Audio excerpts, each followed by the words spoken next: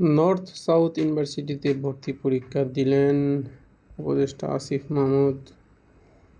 North south university master প্রোগ্রামের জন্য ভর্তি পরীক্ষায় অংশ নিয়েছেন স্থানীয় সরকার পল্লী উন্নয়ন সমবায় মন্ত্রণালয়ের উপদেষ্টা আসিফ মাহমুদ সচিব ভূঁইয়া।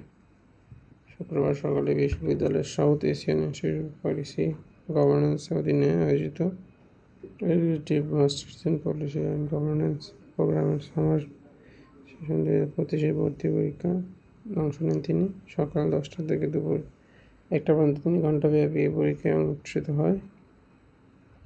বিষয়টি নিশ্চিত করে প্রোগ্রামটির পরিচালক অধ্যাপক ডক্টর মোহাম্মদ আমিনুল ইসলাম বলেন, পরীক্ষা চলাকালীন একজন পরীক্ষার্থী আসিফ মাহমুদ নাম দিয়ে অংশ নেন।